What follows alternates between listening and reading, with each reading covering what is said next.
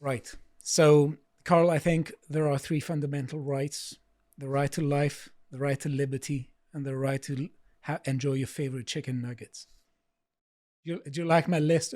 I think it's uncontroversial. How could you? Stelios the framer. Yeah. How could you disagree? Basic freedom, basically. Yeah, the human right to chicken nuggets not just chicken nuggets, the chicken nuggets of your choice. Exactly. Exactly. And if you are not allowed to enjoy chicken nuggets, your human rights get violated, and you're allowed to go ape or something. We're such clowns. I hate it so much. Right. So just gone. We are going to talk about a very frustrating story. It circulates the media, and it is infuriating indeed. But I also want us to deep breaths. Just you practice your Zen. Yeah, You need a candle now. I do. Practice your yoga meditation or something. Honestly, yoga mattress. Yeah, or Right. So this is infuriating, and a lot of people are commenting about it at the moment as if it has already happened and this person isn't going to be deported. Details will soon follow. But I think we should take a bit of a more distant approach, a more intelligent approach to this, and actually... I'm just seeing red. Like my rational faculties have switched off. I just hate everything. Right, so... Allow what radicalized you? The government and their bloody policy on chicken nuggets. All right. This is the actual reasons why deportations are halting. Chicken nuggets. You can't get deported because you don't have the appropriate sauce. So for anyone who's just listening, right? Yeah. This is a current thing that's being summarized by the Twitter as an Albanian criminal, Clevis Disha, has been allowed to remain in the UK after an immigration tribunal. I want names. Decided that deporting him would be, quote, unduly harsh on his 10-year-old son due to the child's aversion to foreign chicken nuggets, as if there's a substantive difference between the chicken nuggets we have here and the chicken nuggets they have in Albania or something. Just... It's English meat. It's probably not English chicken it's nugget. probably that's the thing. Not even, I don't know. Right. Okay, so we're going to talk about this case because it's very interesting. Right, so we have an independent article here. A tribunal ruled it would be unduly harsh for the 10-year-old son to return to Albania owing to food sensitivities. I tell you what, right, if I ever found out who the people in that tribunal were, I would definitely violate the communications regulations in this country, Section 127 of the Communications Act. Because I'd just be emailing them really offensive messages all the time. But don't you understand them? Because these chicken I'm saying you should do that. Don't find out who they are. These chicken nuggets look delicious here. Oh, yeah, I'm sure they're great. Right. So what happened? Let's give you some context. So Clevis Disha, 39, entered the UK legally as an unaccompanied minor. He later gave a fake name and falsely claimed to be born in the... He was 39. How many years ago did he enter? Well, he must have been born in 1985 or 1988. Did he enter like 25 years ago? Maybe. But he lied. Of course he lied. He lied about his identity. Really? I can't believe these illegal immigrants are upstanding and honest people. And about where he was born. He said he was born in Yugoslavia, but he wasn't. Anyway. He lied. Yeah. Right. So he was stripped of his UK citizenship in 2029 so he was a citizen after serving 2 years in prison. So 4 years later, he's still here for some reason. Yeah. Which, when he was caught with £300,000 known to be the proceeds of crime. So he's a drug dealer. He sold 300,000. He stole £300,000. It was later determined that he should forfeit citizenship because it had been acquired through deception. Yeah. So he basically sold the onion of deception. Yes. And gave £300,000. Yes. Flog him, expel him. Right. Never coming back. And here is where, Carl, you're going to see red. The background here is red. So, but an immigration tribunal ruled it would be unduly harsh for his 10-year-old son, known as C in court documents, to return to Albania with his father owing to food sensitivities sensory issues, and difficulties communicating emotions. See, this is my point. They think that them living in their own countries is just a form of punishment. It's like, oh, they can't live like an Albanian, can they? It's like, there are millions of them living there just fine. And the reason why appeals to the ECHR are really infuriating here is because they are preventing individual justice. Yes. And they are hindering individual punishment on the grounds of the unfairness of collective punishment. And they're saying, he can just explain to his son when he's in Albania, yeah, it turns out I'm just a scum criminal and don't take from my example, basically. But also if you love your children and you want them to have a better future, just stay out of crime. Don't be a criminal. Just a thought. Don't commit crime. Yeah, it's not rocket science. It's literally from, well, have you seen the film Liar Liar? Yeah. It's just like, stop committing crimes, asshole. That's like just... Right. But let's see here that the only example that was listed in order to suggest that he has food sensitivities and food allergies and he can't be deported is that he just doesn't like the chicken nuggets that are available abroad. Like, someone with lots of kids, right? I can tell you that kids will literally say, I don't like that, I don't like that, until it's literally in front of them and they'll just start eating it. They'll just do it. Like, kids don't even know a lot of the time. The kid is loving it. Yeah, I bet he is. The young boy has no formal diagnosis, but they think he's got basically autism. It's like, shut up. Just... This is just so obviously an excuse. I mean, can you imagine giving that excuse? It reminds me... I wouldn't accept that excuse from my kids. The whole system, though, accepts them. Because, I mean, I'll just say... a very large number of people in the university when I was teaching just came up with letters and several diagnoses. Yes. I have these diagnoses. That they have all sorts of reasons that prevent them from actually doing their homework and from showing up. This kind of reminds me of like that. Right. So Home Secretary Yvette Cooper appealed the judgment in August last year, arguing there was not enough evidence to show Disha's deportation would be unduly harsh on his son. Don't care. But why does all this carry on? Why isn't there an end in this? Yeah. Why is this dragging? Honestly, if it was me, I'd just have every foreign criminal flogged. I mean, like literally physically flogged, like 10 lashes. And then we'll talk about whether people feel safe eating chicken nuggets in Albania. You know, like, it's either, look, you get deported or you get flogged. It's your choice. So I think I'll get deported. You're just going to have to endure the chicken nuggets, son. Carl's principle is ask yourself what the Assyrians would do. Yeah. There's not enough pain in punishment anymore. That's just what it comes down to. Upper Tribunal Judge David Merrigan, who delivered the latest ruling on the case, agreed, referring the appeal back to a new judge for further review.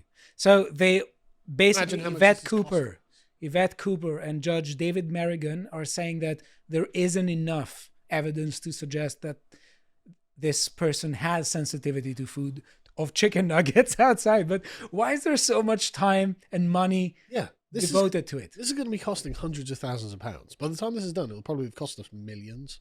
Yeah. But also, what I want to say here is that there is this is completely preposterous. It's just a preposterous story. Yeah. And just a complete abuse of human rights and a complete abuse of common sense and logic, facts and logic. But I think that there is a possibility that this person will get deported.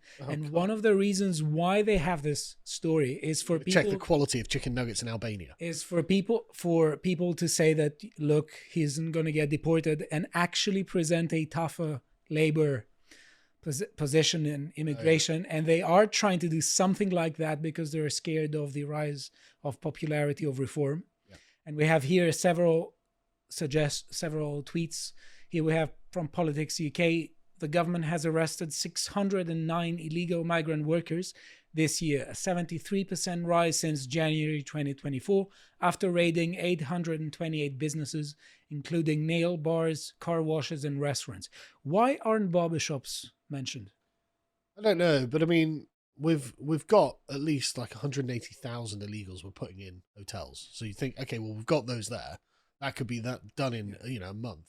But also, we know there's at least 1 million illegal immigrants in the country. There's going to be loads more. Yeah. It's going to be like 3 or 4 million. Yeah. And so, okay, we've arrested 609 in a month and a half. It's like, oh God, who cares? Guess us nothing. It's So going to affect nothing. And also here, Keir Starmer says, too many people are able to come to the UK to work illegally. We're putting an end to it. Yeah. Well, good luck. Yeah.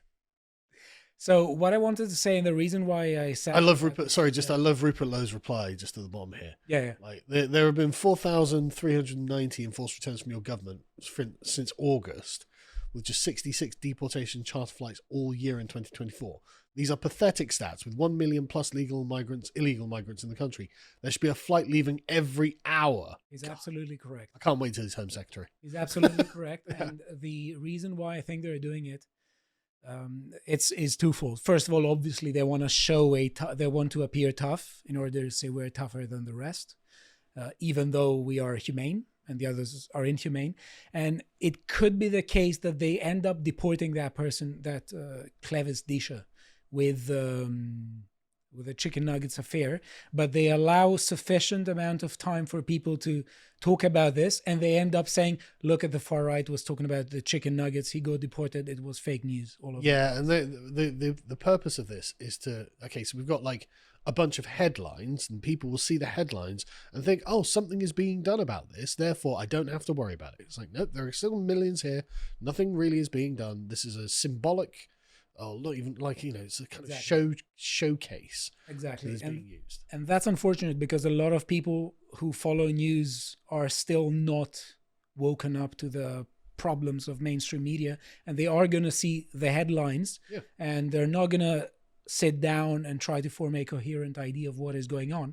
They're going to use this in order to essentially, they're going to think that Labour is actually doing something on the issue. But we shouldn't allow the bigger picture to slip through our fingers. And there is actually a really big picture here that is happening. And they say that, for instance, the case revealed in court documents that there are 34,169 outstanding asylum appeals. The number represents a fivefold increase in 2 years from the almost 6.4 thousand appeals outstanding at the same point in 2022. So they are allowing it. Yep. And whatever they say, they are allowing it. Here is Rupert Lowe saying, words can't describe my disdain for the British establishment and what they've done to the country. It's a total joke. And he says, we need to get ruthlessly efficient with deportations. If you come to a country and commit crime, you're gone. End of story. Yeah. I think that's just... Yeah. I mean, it shouldn't need saying, but apparently only Rupert Lowe is prepared to say it. Matt Goodwin says an Albanian criminal has been allowed to stay in the UK, partly because his son will not eat foreign chicken nuggets. The judge allowed the appeal against deportation under the ECHR. Right, and there's a thing to be said here about the ECHR, because even if they end up deporting that person with the chicken nuggets, and they make the fuss and say, look at what the far right was saying about the chicken nuggets, he got deported, they're stupid. The Article 8 that is appealed to in order to say that he shouldn't be deported because his son's right to family life would be violated is something that is routinely appealed to in all sorts of cases that aren't talked as we are talking about it right now. And for instance, here it says, Article 8 says, right to respect for private and family life. Everyone has the right to respect for his private and family life, his home and his correspondence.